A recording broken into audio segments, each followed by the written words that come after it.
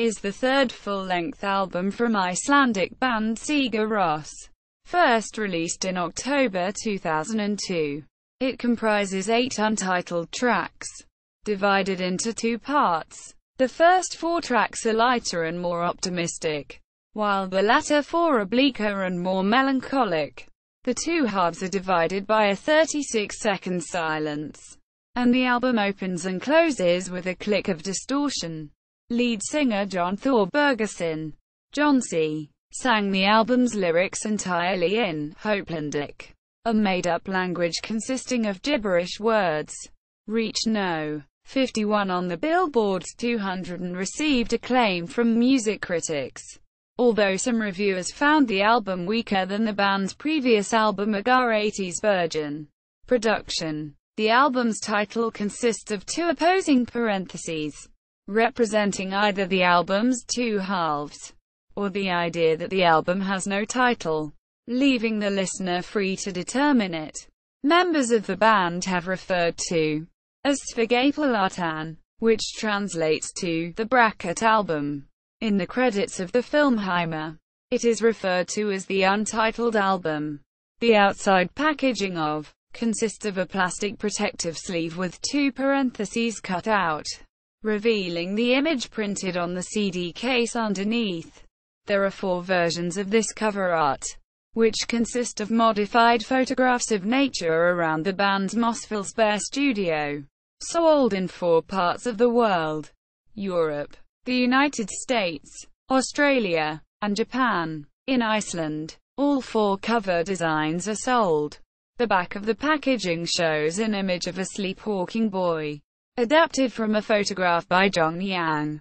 In 2011, Yang's daughter, Naomi Yang, of the band Galaxy 500, said that the band used the image without permission or payment to her father. There are no liner notes or production credits included, although packaged with the album is a booklet of 12 blank pages, on which listeners are invited to write or draw their own interpretations of the album's music. A limited edition version of released in Spain includes a 94-page book of contemporary art. Was co-produced and engineered by Ken Thomas, who also worked with the band on their previous album, Ágætis byrjun. This is the first album Sigur Rós recorded at their studio based in Álafoss, Mosfellsbær, a small rural town outside Reykjavik, Iceland. The band refers to the studio as Sundlaugan, or the pool. Includes the work of the string quartet Amina. Was given more production and recording time than Ágætis byrjun. Although lead singer Jónsi considers the album less polished than its predecessor, he characterized the record as being much more bare and alive, and there are far fewer little slick things and much less sweet stuff. The strings of Ágætis byrjun were recorded in just 2 days, while 2 weeks were given for their recording on. In addition, the former was performed by the Icelandic Symphony Orchestra, while the latter was done by Amina. Because of this, the string parts required less preparation prior to recording. The band just let them jam in the studio until everybody was happy. According to Jónsi, music and lyrics consists of 8 tracks divided in half by 36 seconds of silence, which, in concept, replicates the separation of 2 sides of a gramophone record. The first half of the album is light and optimistic musically, with a heavier emphasis on the use of keyboards than guitar, and the sampling of Jónsi's voice. The second half is more melancholic, playing with the emotions of the listener. As described by Jónsi, none of the tracks on have titles. Band guitarist and keyboardist Kjartan Svensson said of this choice, "We didn't want to put titles on the record just because there are supposed to be titles on the record. The songs are listed as Untitled Number 1, Untitled Number 2, etc., although each track has an unofficial name used by the band." Jónsi sang the lyrics of entirely in Vonlenska, Hopelandic, a made-up language which consists of meaningless words and syllables. Jónsi uses Hopelandic in place of songs which do not yet have lyrics.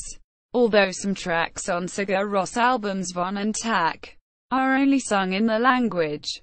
Its names in English and Icelandic are derived from Von, hope, in English.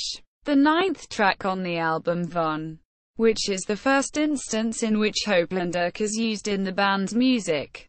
The Hopelandic of consists of one 11-syllable phrase. Usilo no philo. Uso. Quote. Various permutations and subsequent variations thereof are sung over the course of the album. Is made up of material that Sigur Rós had been playing live for over 2 years. For this reason, the band did not want to give the songs actual lyrics. Drummer Orri Paul Dyrison said of this, quote, "The songs were fully formed and it would have been strange to suddenly insert lyrics into these finished products." Quote, release. Pitchfork Media placed 29th on its list of the 50 best albums of 2002, and 135th on the list of the top 200 albums of the 2000s decade. The album also peaked at No. 51 on the Billboard 200. A music video for Untitled No. 1, directed by Floria Sigismondi, was released in April 2003. The video depicts a dystopian future in which schoolchildren wearing gas masks are playing amidst black snow and a red sky. In November 2003, Sigismondi's video was given the award for Best Video at the MTV Europe Music Awards in Edinburgh, UK. Critical reception holds a Metacritic score of 82/100 based on 20 reviews, making it one of the 30 highest-scored albums of 2002 according to Metacritic. Daniel Becker of Dusted magazine wrote that the album is gorgeous music. The songs are vast, unhurried, and vivid, and that only makes them more powerful.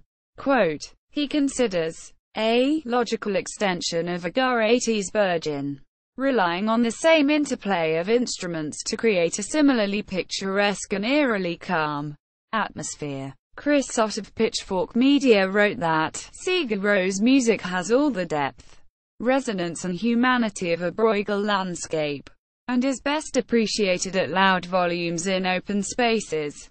As a soundtrack for scenery, real or imagined, Sean Adams of Drowned in Sound said that is as pioneering, unnerving, inspiring, confusing, as lyrically anarchic as everything that has moved the world ever, and why I love music, why this website has this name and why art exists, is yours to discover. Gavin Mueller of Stylist magazine found that Jónsi's voice never has sounded more exposed, giving the band a strength that Ágætis byrjun often obscured.